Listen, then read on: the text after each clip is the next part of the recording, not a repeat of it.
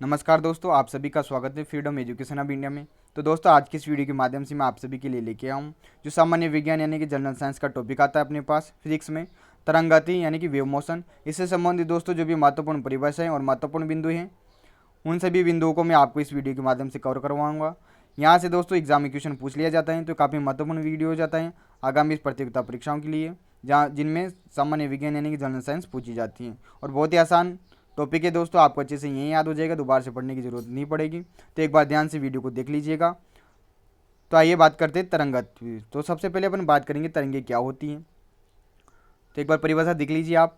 तरंग एक विक्षोभ है जो द्रव्य या माध्यम के वास्तविक संचरण के बिना ही माध्यम में एक स्थान से दूसरे स्थान तक ऊर्जा तथा संवेग का संरक्षण करता है। तो दोस्तों तरंगे क्या होती हैं, जैसे अपन बात करेंगे ध्वनि तरंगे की का एग्जाम्पल लेते हुए। ध्वनि तरंगे क्या होती हैं, किसी माध्यम, कोई भी माध्यम हो सकता है, ठोस हो सकता है, द्रव्य हो सकता है, निर्वात यानी कि वायु हो सकता है। तो ध्वनि तरंगे क्या होती है, किसी एक स्थान से निकलती हैं और माध्यम में संचरित होती हुई दूसरे स्थान तक जाती हैं और अपने साथ वह क्या करती हैं, ऊर्जा और संवेग को लेके जाती हैं। तो ध्वनि तरंगे जो किसी एक स्थान से निकली दूसरे स्थान तक गई, अपने साथ क्या किया, ऊर्जा और संवेग का संरक्षण किया, यही अपने पास क्या कहलाती है, तरंगे कहलाती हैं। तो ये परिभाषा हो गई दोस्तों, ध्यान रखिएगा।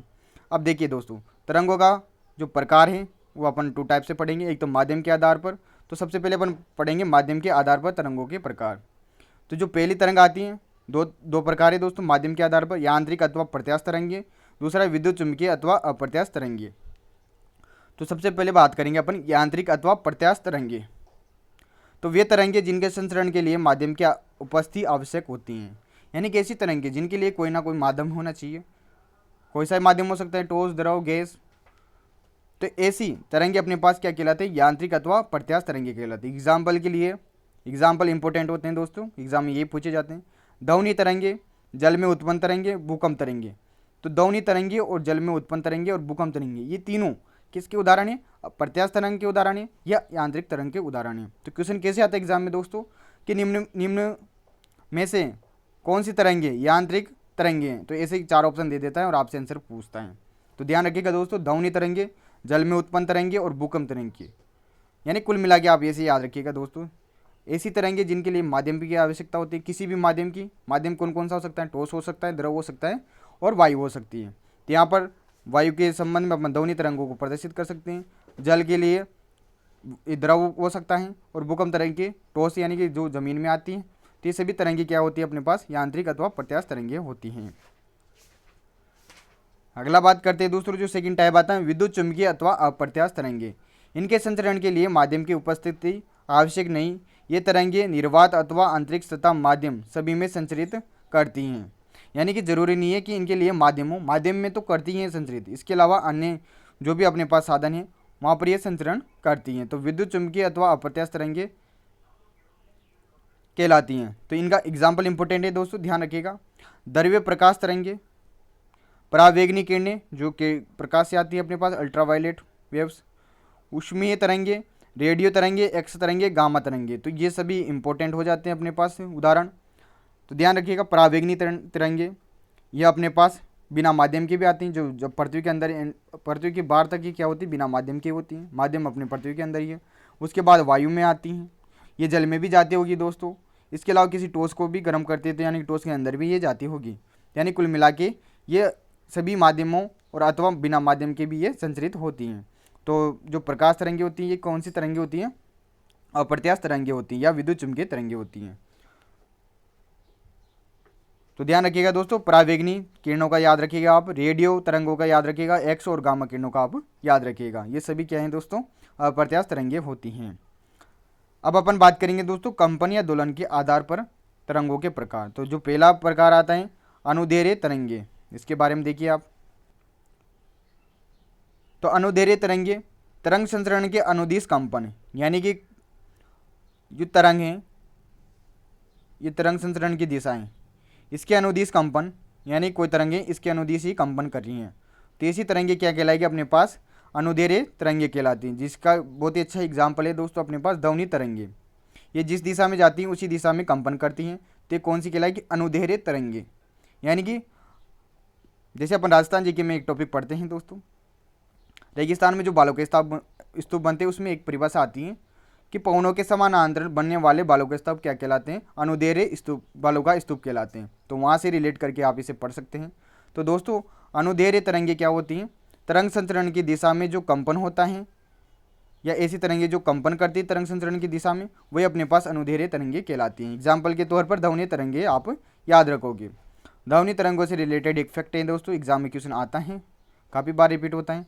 दोनों तरंगों की जो सर्वाधिक चाल होती है वो कौन से माध्यम में होती है? आपको मैं 3 ऑप्शन दे रहा हूँ, ठोस, द्रव, वायु, यानी कि वायु को अपन निर्वात भी बोलते हैं। तो ठोस, द्रव, गैस या वायु, इनमें से कौन से माध्यम में ध्वनि तरंग की चाल सर्वाधिक होती है? ये आप कमेंट करके बताओगे दोस्तों।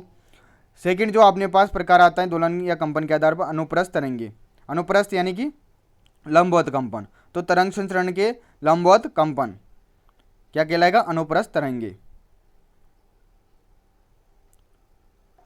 तो इसका एग्जाम्पल है दोस्तों रस्सी में उत्पन्न तरंगे। जो रस्सी होती हैं दोस्तों, इसमें जो तरंगे उत्पन्न होती हैं वो अपने पास क्या कहलाती हैं? अनुप्रस्थ तरंगे कहलाती हैं।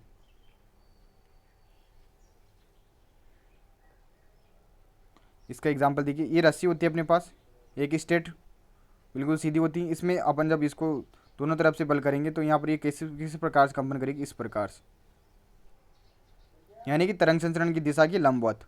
और वो जो मैंने पिछला बताया था दोस्तों आपको अनुदैर्घ्य वाला, उसमें क्या होता है? ये तरंग संचरण की दिशाएं, तो इसमें ये ऐसे करती हैं दोस्तों,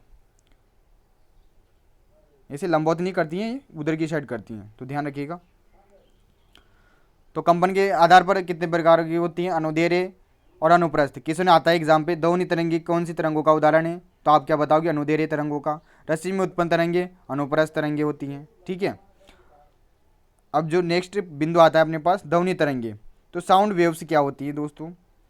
तो दोस्तों साउंड वेव्स की जो चाल होती है वो 332 मीटर प्रति सेकंड लगभग होती हैं। तो ये भी क्वेश्चन पूछ लिया था, ध्वनि तरंगों की चाल कितनी होती है? 332 मीटर प्रति सेकंड। अब ध्वनि तरंगों के प्रकार देखिए दोस्तों, ध्वनि तरंगे जो अपने को सुनाई देती हैं। टाइप्स ऑफ साउंड वेव्स, यानी कि ध्वनि तरंगों के प्रकार। फर्स्ट है अपसर्व्य तरंगे, सेकेंड है सर्व्य तरंगे और परासर्व्य तरंगे। अपसर्व्य तरंगे यानी कि जो अपने को सुनाई नहीं देती हैं। तो इनकी आवृत्ति होती है दोस्तों 20 हर्ट्ज से कम, मनुष्य द्वारा सुनी नहीं जा सकती हैं। तो यहाँ से भी क्वेश्चन पूछा जाता है एग्जाम में, ध्यान रखिएगा।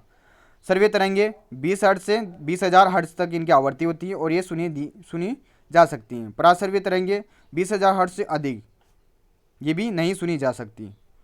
तो ध्यान रखिएगा, फर्स्ट जो अपने पास अपसर्व्य और परासर्व्य जो तरंगे होती हैं ये अपने को सुनाई नहीं देती हैं। इसके अलावा जो दोस्तों जो मानव के द्वारा जो सुनी जाती हैं ध्वनि तरंगे वो कौन सी होती हैं? सर्व्य तरंगे होती है। 20 हर्ट्ज से 20,000 वर्ष तक हर्ट्ज तक इनकी आवृत्ति होती हैं। ये पॉइंट भी आप याद रखिएगा। अगला जो बिंदु आता है ध्वनि की चाल को प्रभावित करने वाले कारक। जो ध्वनि की चाल है किस माध्यम में कौन से कारक इसको प्रभावित करते हैं उनके बारे में डिस्कस कर लेते हैं। यहाँ से भी क्वेश्चन पूछा जाता है। तो मैंने जो आपसे क्वेश्चन पूछा था कि ध्वनि की जो चाल होती है वो सर्वाधिक किस माध्यम में होती है? तो ठोस माध्यम में होती है, ध्यान रखिएगा दोस्तों। उसके बाद द्रव में होती हैं और उसके बाद गैस में होती हैं। तो यहाँ से घुमा फिरा के क्वेश्चन पूछ लेता है दोस्तों, तो नोट कर लीजिएगा। ध्वनि की चाल को प्रभावित करने वाले, तो सबसे पहला जो अपने पास कारक आता है ताप। जो ध्वनि की चाल है वो ताप के 1/2 घात के समानुपाती होती हैं। इससे ध्यान रखिएगा, ये V ध्वनि की चाल है, T ताप है और इसके अंडर लग रहा है यानी 1/2 पावर है, इसके प्रोपोर्शनल ही।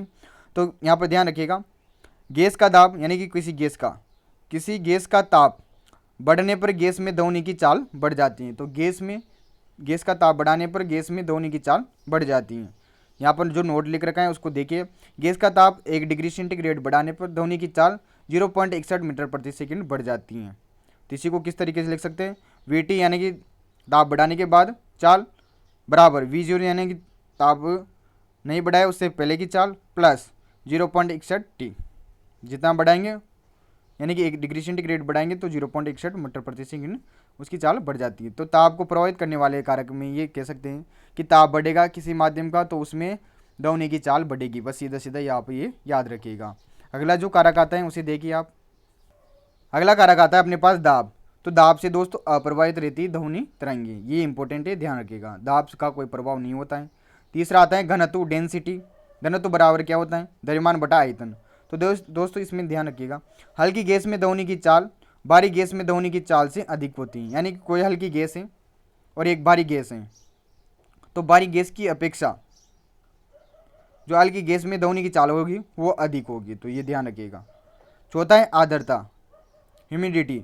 तो क्या करेंगे दोस्तों, आर्द्रता का जो इफेक्ट पड़ता है ध्वनि की चाल पर वो क्या पड़ता है कि दोस्तों आर्द्र जो जलवायु होगी, यानी कि आर्द्र जो कंडीशन होगी अपने पास, वहाँ पर जो ध्वनि की चाल होगी वो ज़्यादा होगी किसकी अपेक्षा, शुष्क की अपेक्षा।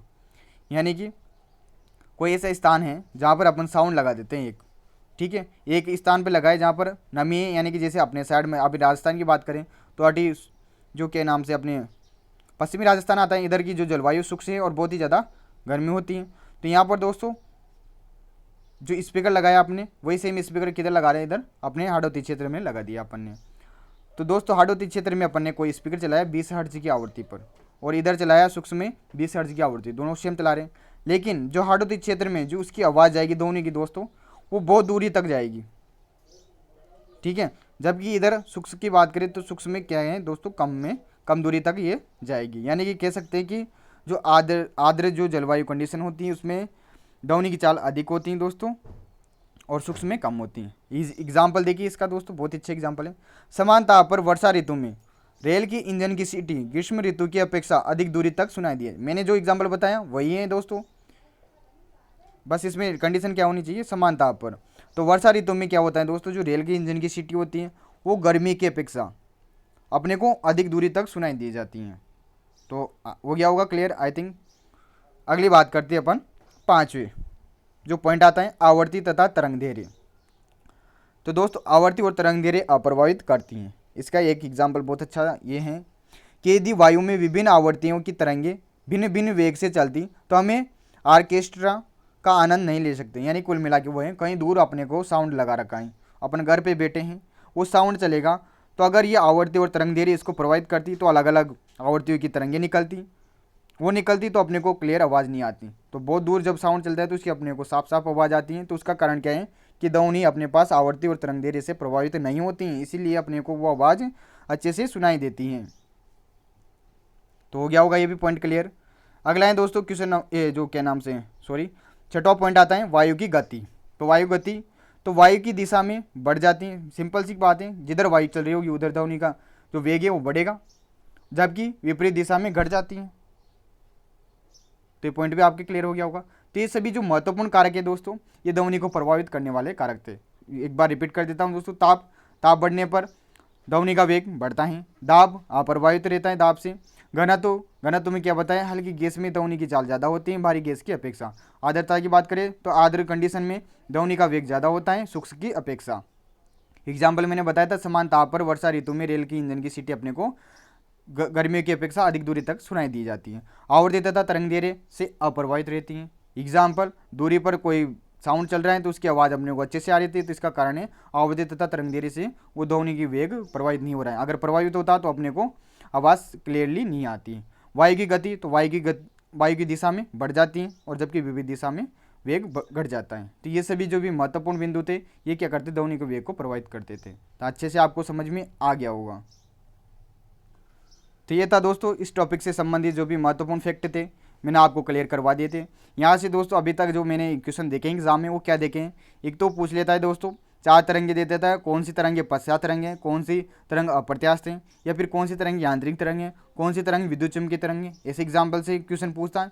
या फिर ध्वनि के वेग से रिलेटेड पूछता है कि ध्वनि का वेग निम्न में से कौन से माध्यम में ज़्यादा होगा। वो 3 माध्यम दे देता है, जो एक कंडीशन होगी वो ठोस की होगी, एक कंडीशन वायु की होगी, एक द्रव की होगी।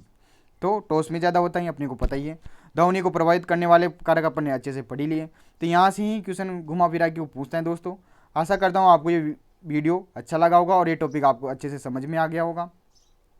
तो वीडियो अच्छा लगा हो तो वीडियो को लाइक कीजिए, सब्सक्राइब कीजिए और अपने दोस्तों के साथ शेयर कीजिए। तो मिलते हैं अगले वीडियो में नेक्स्ट टॉपिक के साथ। तो दोस्तों धन्यवाद, जय हिंद, जय भारत।